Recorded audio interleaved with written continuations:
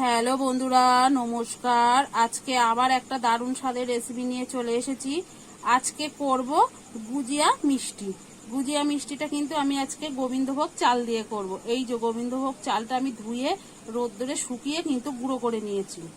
আর গোবিন্দভোগ চাল দিয়ে করলেও কিন্তু খেতে খুবই সুন্দর হয়। আশা করছি তোমাদেরও খুবই ভালো লাগবে। প্রথম থেকে শেষ অবধি দেখতে থাকো। আর ভালো লাগলে কিন্তু একটা লাইক করে সঙ্গে থেকো। আর বন্ধুদের সঙ্গে কিন্তু বেশি বেশি করে শেয়ার করে দিও, সবার দেখার সুযোগটা করে দিও। তাহলে চলো দেরি না করে রেসিপিটা শুরু করা যাক। আমি কিন্তু গ্যাসটা ধরিয়ে কড়াই বসিয়ে দিয়েছি। আর আমি কিন্তু জলটা দিয়ে দেব।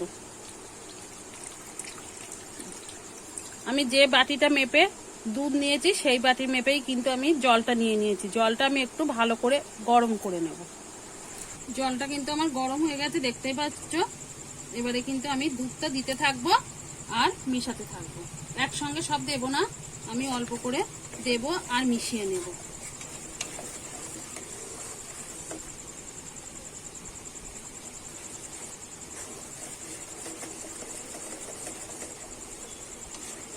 এইভাবে মেশালে কিন্তু দুধটা কোনো রকমেই ডালা ডালা ভাব থাকবে না।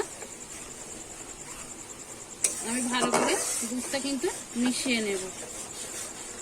আমি দেখো ভালো করে সব দুধটা কিন্তু মিশিয়ে নিয়েছি। তোমরা কিন্তু এখানে লিকুইড দুধ দিয়েও করতে পারো, সে কারণে একটু জাল দিয়ে দিয়ে ঘন করতে হবে, সময় লাগবে। আর এইখানে কিন্তু গুঁড়ো দুধ দিয়ে করলে সময় লাগবে না, কিন্তু খেতে আরো টেস্টটা বেশি ভালো আসবে। আমি এইভাবে কিন্তু দুধটা একটু ঘন করে নেব।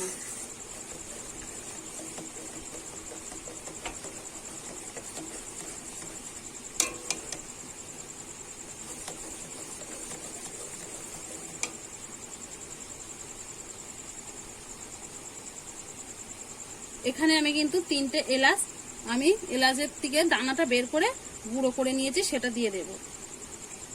দিয়ে কিন্তু আবারও নেড়ে নেব।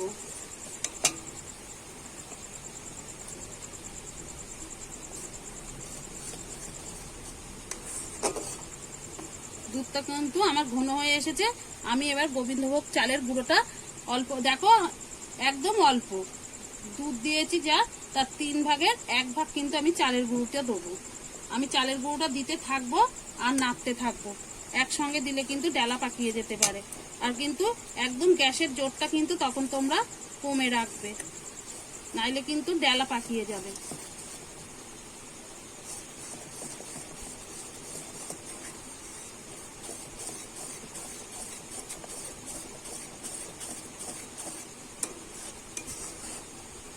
যেটুকুনো ছিল আমি কিন্তু একেবারেই দিয়ে দিলাম। আর এই সময় কিন্তু অনবরত নাড়তে হবে, নাইলে কিন্তু তলা থেকে লেগে যেতে পারে।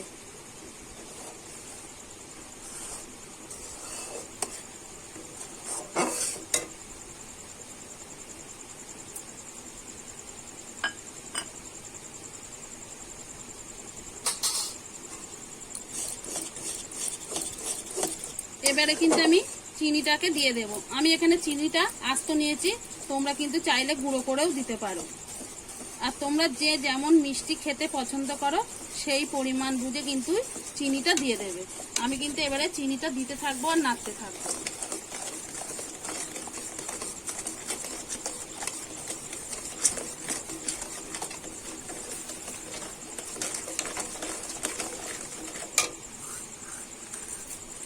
আমি যে বাটি কিন্তু মেপে দুধ নিয়েছিলাম সেই বাটি মেপেই কিন্তু আমি চিনিটা মেপে নিয়েছিলাম। এইভাবে কিন্তু আমি অনবরত নাড়তে থাকবো।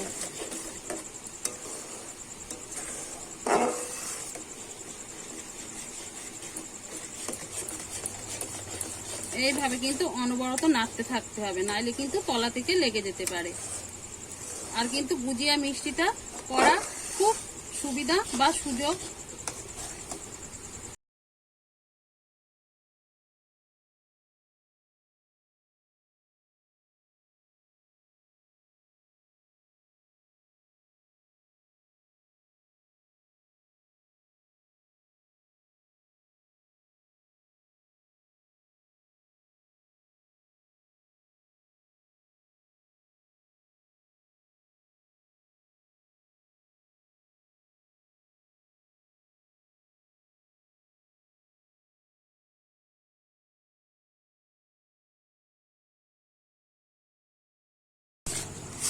দেখো কিছুক্ষণ ধরে নাড়তে নাড়তে কিন্তু অনেকটাই ঘন হয়ে এসেছে, দেখতেই পাচ্ছ।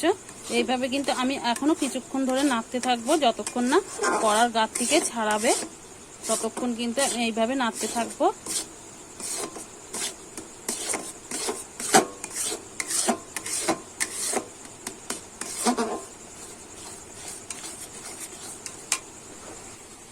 দেখো আমার কড়ার থেকে কিন্তু ছেড়ে যাচ্ছে, এবারে কিন্তু আমি নামিয়ে নেব। এরকম কড়ার গাছ থেকে কিন্তু ছাড়িয়ে যাবে, সেই সময় বুঝতে হবে কিন্তু হয়ে গেছে। এবারে আমি এটা নামিয়ে নিচ্ছি, দেখতেই পাচ্ছ কিরকম করে নিয়েছি। এইভাবেই কিন্তু নামিয়ে নিতে হবে। বন্ধুরা ডোটা কিন্তু আমার ঠান্ডা হয়ে গেছে। এবারে আমি কিন্তু একটু হাতের তেলতে বা হাতের তালুতে আমি কিন্তু একটু ঘি মাখিয়ে নিলাম। এরকম ছোট্ট ছোট্ট করে কিন্তু আমি কেটে নেব, নিয়ে আমি গোল করে নেব ভালো করে, নিয়ে কিন্তু আমি লম্বা করব।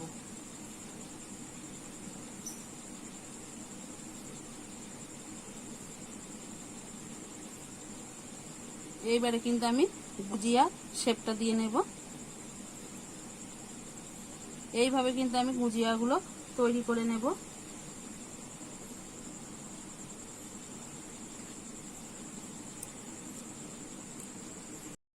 দেখুন বন্ধুরা আমার কিন্তু গুজিয়াগুলো একদম রেডি হয়ে গেছে, পরিবেশন করার জন্য একদম রেডি।